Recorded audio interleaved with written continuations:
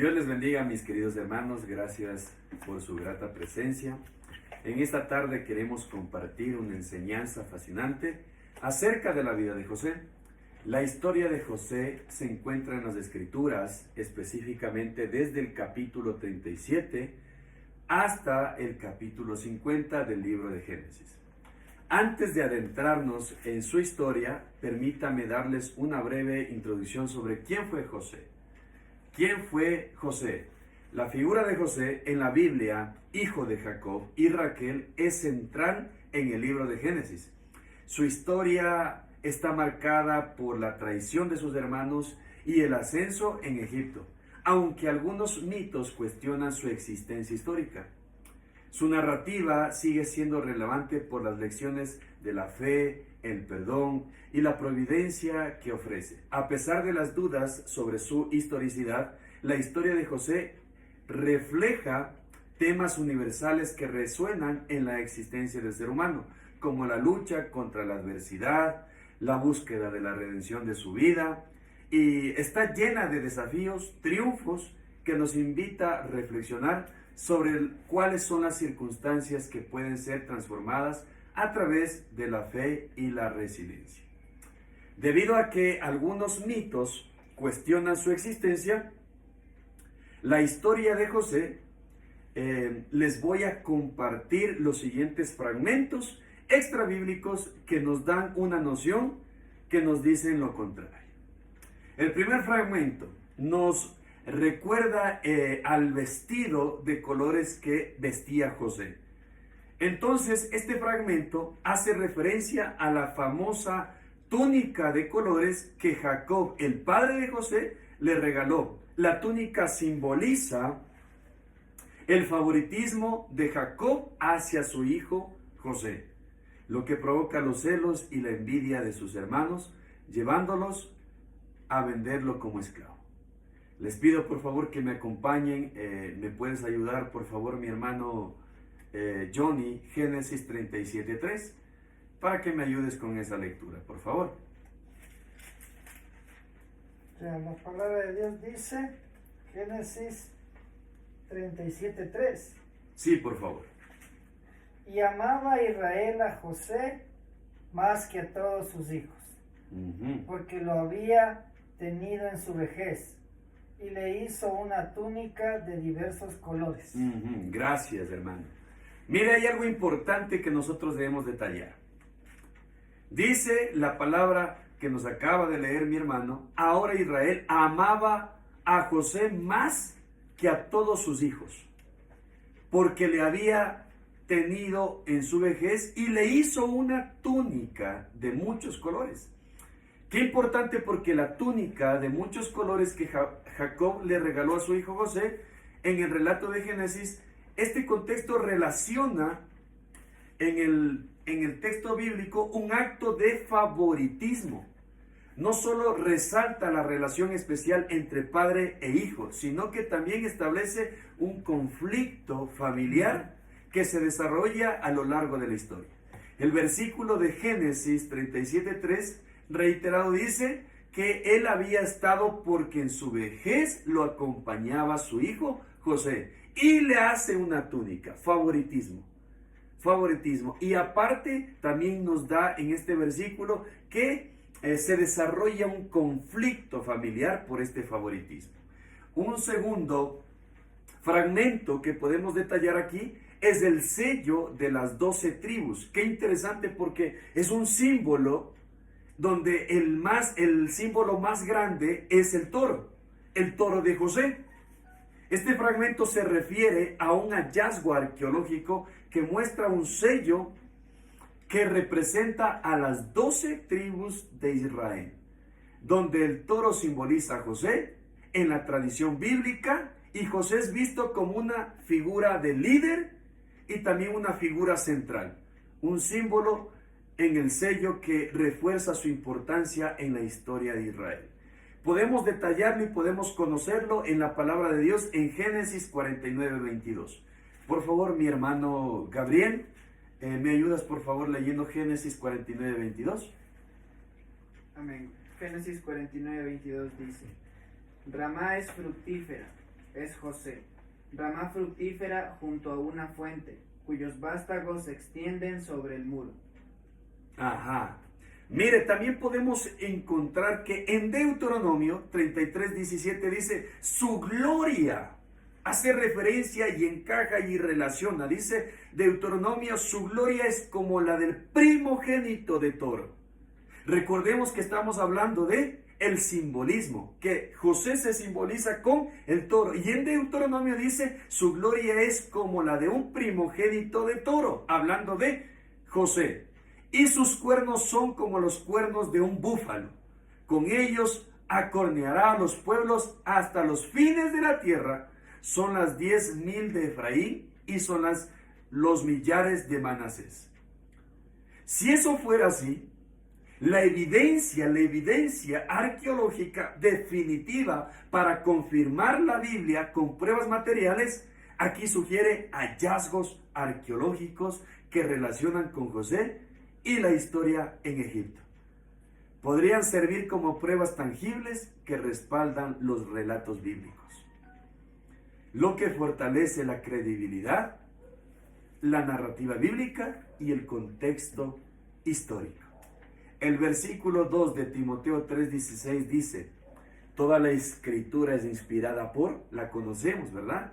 Es inspirada por Dios, útil para enseñar, para redarguir y para corregir y para instruir en justicia.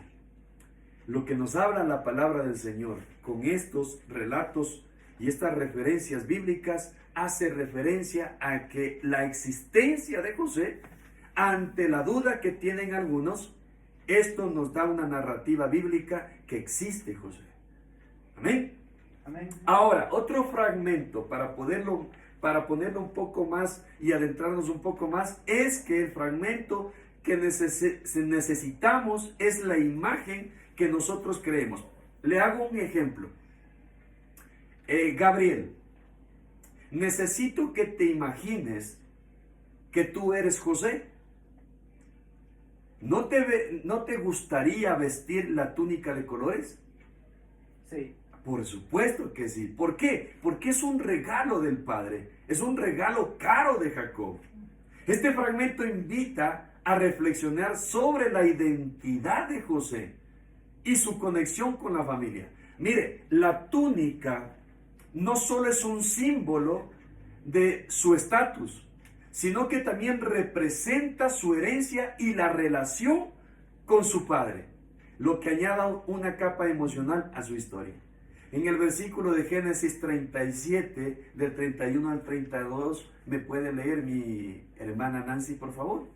Génesis 37, del 31 al 32. La palabra de Dios dice, Génesis 37, versículo 31. Entonces tomaron ellos la túnica de José y degollaron un cabrito de las cabras y tiñeron la túnica con la sangre. Y enviaron la túnica de colores y la trajeron a su padre. Y dijeron, esto hemos hallado, reconoce ahora si es la túnica de tu hijo o no. Qué interesante, porque nos habla nuevamente de la túnica de José, pero dice que lo mataron y mojaron la túnica en la sangre, y al último le dice, esto hemos hallado. Dice que ellos, los hermanos, lo mataron supuestamente, pero después vienen donde el padre y le dicen, esto hemos hallado. Reconoce la túnica como un simbolismo. La túnica, reconoce si es la túnica aún ahí, en medio de lo que dice, de tu hijo o no. El padre conocía lo que le regaló a su hijo. Seguía habiendo esta dificultad y este favoritismo que se sentía en los hijos, en el resto de los hijos. Esa dificultad y esos problemas familiares. Por eso le dice, ahora si es la túnica de tu hijo, reconócela. Hablando en este contexto de la muerte de José, podemos decir lo siguiente. Primero, José fue sepultado en Egipto y mucho tiempo después, escúchelo muy bien, cuando los israelitas salieron libres de Egipto y se llevaron el cuerpo de José a Canaán. Este contexto se refiere a la muerte de José y su embalsamiento en Egipto. Como se menciona en Génesis 50:26, dice la palabra, y murió José a la edad de 110 años. Haciendo referencia a la muerte de José, dice que él murió a la edad de 110 años. ¿A qué edad murió José? 110. 110 años. Y lo embalsamaron y fue puesto en un ataúd en Egipto. Éxodo confirma. Éxodo 13:19 dice, y Moisés llevó consigo los huesos de José, el cual había hecho jurar a los hijos de Israel, diciendo, Dios ciertamente os visitará y hallaréis llevar de aquí mis huesos. Murió José a la edad de 110 años, lo embalsamaron y lo pusieron en un ataúd en Egipto. Este fragmento reafirma la muerte de José y su tratamiento funerario, ¿en dónde? En Egipto, correcto. Lo que refleja su estatus en la sociedad egipcia. ¿Qué importancia? La importancia de su legado. Reafirman el versículo Génesis 50 y 26. Otro fragmento que nosotros podemos detallar es que la estatua, hablando en el mismo contexto, la estatua, un fragmento extra bíblico, es que la estatua del gobernante semita encontrada en Avaris, si fuera José, dice que este fragmento especula la posibilidad de que una estatua encontrada en Avaris representa a José. ¿Por qué razón? Por su vestimenta, por su túnica, surgiendo su influencia como posición en Egipto. En Egipto, esto conecta la historia bíblica con los hallazgos arqueológicos que podrían dar más contexto a su vida. Por ejemplo, el versículo de Génesis 41:46. ¿Quién me lo puede ayudar, por favor? Génesis 41:46. Yo lo veo. Por favor, mi hermano Johnny. Era José de edad de 30 años cuando fue presentado delante de Faraón, rey de Egipto. Y salió José de delante de Faraón y recorrió toda la tierra de Egipto. Ok. ¿Qué entendemos? Reafirma de que el fragmento que se consideró es importante porque Faraón, es decir, que en esos 30 años, delante de Faraón, el rey de Egipto, salió José de la presencia, reafirma de lo que estamos nosotros dando en los fragmentos anteriores. El último fragmento que considero que es importante es que todo cambia, escúchelo muy bien, todo cambia cuando sabes que el Faraón es Ixo, de la misma cultura semita de Jacob. Eso cambia. Este fragmento sugiere que la relación entre José y Faraón se ve influenciada por sus orígenes culturales compartidos, lo que podría haber dificultado o facilitado, la aceptación de José en la corte egipcia, que por algo lo pusieron como una corte egipcia. Versículo de Génesis 45:8 dice, búsquelo por favor. Dice Génesis 45:8, cuando ya lo tenga me dice amén. Amén. Génesis 45:8 dice, así que no me enviasteis aquí, sino Dios, que me ha puesto por padre de, qué interesante, como padre de Faraón y por señor de toda su casa. La palabra del Señor afirma que José tenía y lo pusieron en la corte egipcia, y por señor de toda su casa, y por gobernador en toda la tierra de Egipto. Esta combinación, mis queridos hermanos, de fragmentos y versículos, proporcionan una visión más completa de la historia de José, su importancia en la narrativa bíblica y su legado en la historia de Israel. No sé si tienen alguna pregunta o hacer algún comentario que nos pueda enriquecer. ¿No? Todo muy claro. Ajá, Johnny. Lo que entendí es que esas pruebas extrabíblicas confirman que, bueno, José estuvo en Egipto, tenía un estatus por la túnica y todo eso. Entonces, pero son extrabíblicos y creo que eso también a nosotros como hermanos nos refuerza que aparte de la Biblia que la creemos, pues hay otros sustentos que nuestra fe sigue fortaleciéndose, que la Biblia es real y es una historia que sí es comprobable. Así es, así es. Estas referencias y estos datos extra bíblicos se hace ¿por qué? Porque había una cuestión, mitos de la existencia histórica de José. ¿Ok? Pero nos da y él existió. Amén. Bueno, a continuación, mi compañera va a detallar lo que tiene la situación geográfica. Bueno, en este contexto de José es importante también ubicarnos geográficamente, porque la Biblia habla y nombra acerca de muchas regiones, naciones, ríos importantes que incluso hasta en la actualidad existen. Entonces es importante primero ver cuáles fueron los pueblos, las regiones que José pues anduvo. Y quiero que me ayuden en Génesis 37, capítulo 1. Aquí tenemos un mapa acerca de Canaán, que es en la ciudad donde inició José. Entonces, ¿qué dice en Génesis 37, 1? ¿Quién me ayuda a leer? Yo. Ya. Dice que José es vendido por sus hermanos.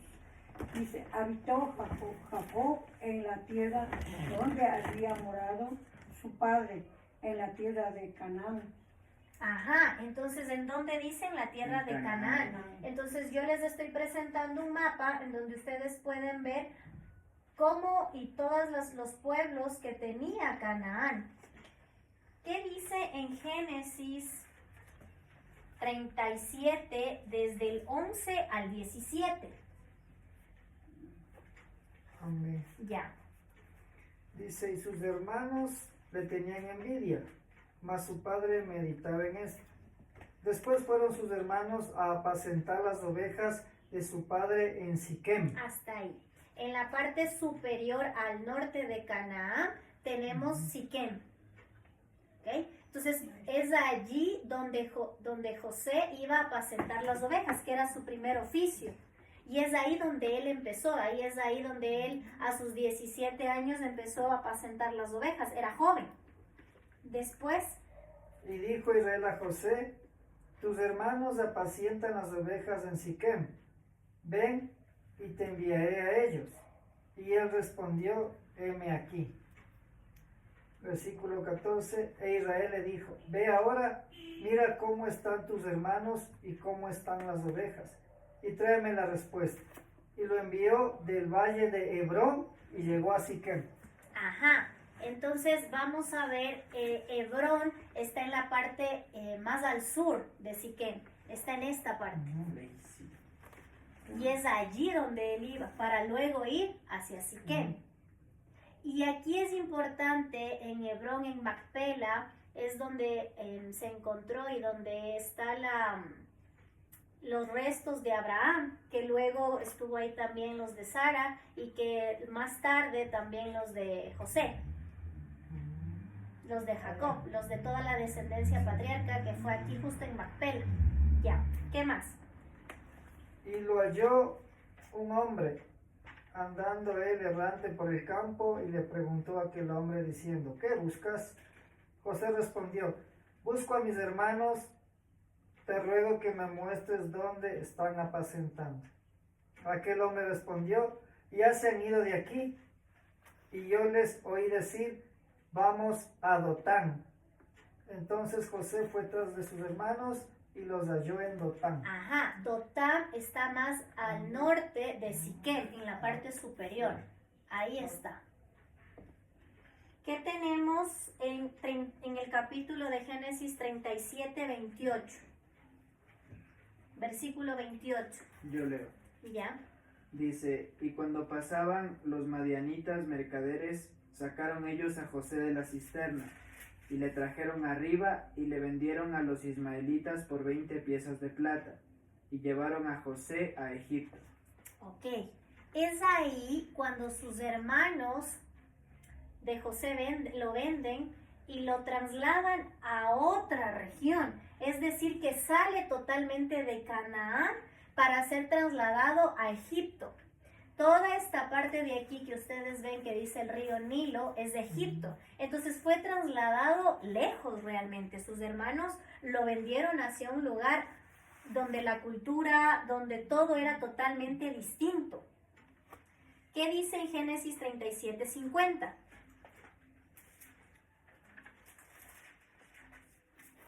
¿27? 50. No. 38.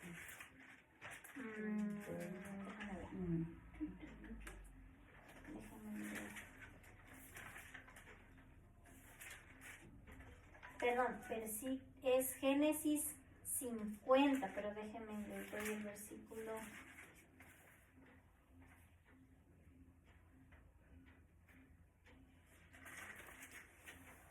Es cuando ya realmente José muere a sus 110 años. ¿Qué dijo? 50 a 15. 26. 50-26. Allá. Y murió José a la edad de 110 años y lo embalsamaron y fue puesto en un ataúd en Egipto, que fue justamente en esta región. Pero algo importante que me gustaría recalcar de esto es que aquí nosotros estamos viendo un mapa del Antiguo Oriente Próximo. Y el Antiguo Oriente Próximo, pues tenemos a Mesopotamia, tenemos al Levante Mediterráneo, tenemos, algunos incluyen Egipto, otros también incluyen o no incluyen la parte superior que es la Anatolia, actualmente Turquía. Este es un mapa antiguo. Entonces, en Mesopotamia, que es toda esta parte de aquí, tenemos la Baja Mesopotamia y tenemos la Alta Mesopotamia. En la Baja Mesopotamia tenemos dos regiones. La una es Sumer, donde tenemos las ciudades Ur, Uruk, Eridu, Lagash, y realmente es aquí donde se presenta la primera civilización y una de las más antiguas, que es la de Uruk, es la más antigua. Y después en la misma Baja Mesopotamia, pero un poco más al norte, tenemos la región de Akkad, donde tenemos Babilonia y tenemos lo que es Sipar. En la Alta Mesopotamia tenemos lo que es Nínive, Ashur, Calú, y Ashur es la capital, y es de ahí donde parten también los nombres de grandes reyes. De Ashur más el nombre del rey, Ashur más el nombre del rey, y es por eso que ese es el nombre de la capital. La parte donde era el antiguo Canaán es el Levante Mediterráneo. ¿Por qué se le llama el Levante Mediterráneo? Porque es justamente donde llega el sol, es donde tiene la claridad en el mapa, el sol llega justamente en esa área, y por eso se llama el Levante Mediterráneo. Tenemos lo que es Egipto y tenemos la parte superior que es la Anatolia, actualmente Turquía. Pero algo importante de resaltar y que es importante mencionar son los grandes ríos que en esta época existieron. En Mesopotamia tenemos dos grandes ríos y dos ríos muy interesantes, que son el río Tigris y el río Éufrates. Los dos desembocan en el Golfo Pérsico. Y tenemos en Egipto, tenemos el río Nilo. Pero ¿por qué son tan importantes estos ríos y por qué realmente la gente de Canaán empezó a bajar al Nilo? ¿Por qué la gente empezó a emigrar? porque hubo una gran afluencia de hebreos que bajaron y descendieron hacia el Nilo. Entonces, les quiero mencionar los ríos y sus importancias y sus beneficios también. Pero antes de eso quiero mencionar que todo esto, José entra en la época patriarcal. Estamos hablando aproximadamente del 2200 al 1876 a.C., que fue justamente la época de Abraham, Isaac, Jacob, José. Y dentro del contexto de la Biblia, aquí está el llamado de Abraham y las promesas que Dios dio a los patriarcas. Y dentro del contexto del Antiguo Oriente Próximo tenemos la gran migración de estos pueblos semitas que iban hacia Egipto. ¿Y dónde encontramos esto? Y justamente en la historia que hablábamos en José específicamente, desde el capítulo 32 al capítulo 50. Y todo el tema del contexto de los patriarcas desde el capítulo 12 de Génesis. El río Tigris, que está en Mesopotamia, nace en las montañas del Tauro. Este río tiene una corriente, corre principalmente desde el noreste al sureste. Y el río Éufrates tiene la misma, desde el noreste hasta el sureste. Pero hay una diferencia entre estos dos ríos. El uno era más caudaloso que el otro. El río Tigris es una montaña que tiene, nace de la montaña Tauro, que está específicamente en el sur de Turquía actualmente, antes le era la Anatolia. Estas montañas tienen una altura media de 3500 y esto hace que el flujo relativamente sea rápido y caudaloso en comparación con el del Éufrates. Y esto hace que haya en primavera desbordes grandes. Pero estos desbordes hacían que la llanura de Mesopotamia se inundara. Pero todo esto hacía que haya sedimentos fértiles. Y eso ayudaba a la agricultura y a la ganadería del sector. ¿Qué es lo que no había? No habían bosques y por ende no había madera. No habían metales como el cobre, el estaño, no había piedras. Pero sí eran grandes agricultores y grandes ganaderos porque había estos sedimentos fértiles que naturalmente se formaban. Y también al haber grandes inundaciones, que aproximadamente eran entre 10 a 15 años, las personas de Mesopotamia tenían que hacer grandes canales y reservorios. ¿Para qué? Para que retener esta agua dulce para sus cosechas. Las crecidas son menos violentas que las del Nilo, pero más erráticas que las del Éufrates. Ahora, vamos al río Éufrates. El río Éufrates también nace de la montaña del Tauro, en Turquía. Corre asimismo del sur al norte, a diferencia de la mayoría de los grandes ríos, asimismo como el Tigris es del noreste al sureste, y esto hace que desemboquen a este Golfo Pérsico. Ahora, ¿cuál es la diferencia del Nilo? Su afluencia. Corre de sur a norte. Es la diferencia. Y lo que hace es que el río Nilo desemboque en el mar Mediterráneo. Es uno de los ríos más largos del mundo, con una longitud aproximada de 6.650 kilómetros. Crucial para la civilización egipcia debido a su previsibilidad y a la fertilidad que aportaban sus inundaciones. Por eso que para los egipcios este río era tan importante y una de las plagas fue en este río.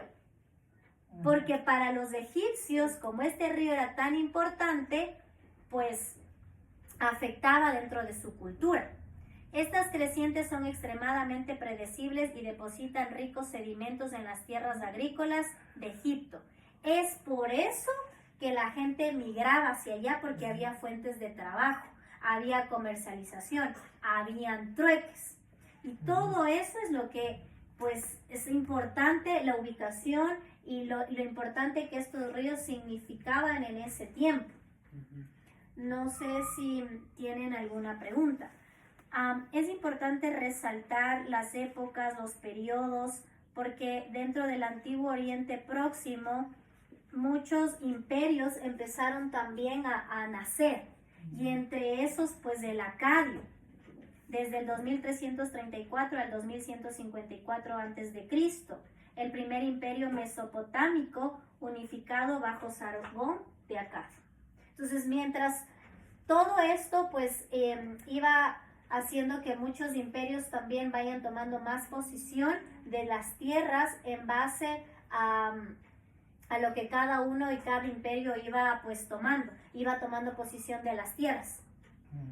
Esa es la explicación. Espero que pues el Señor nos haya hablado, y es importante saber la ubicación geográfica para entender los contextos bíblicos, para saber que de una u otra manera también esas tierras todavía existen. Ahora tenemos a Irak, a Irán, Turquía, que es como la Mesopotamia actual, pero existen. Y todo eso sucedió, y es muy importante tener claro también toda la parte del Oriente Próximo para entender y ubicarnos en todos los contextos de la historia y entender mejor la Biblia. Gracias, y que el Señor les bendiga.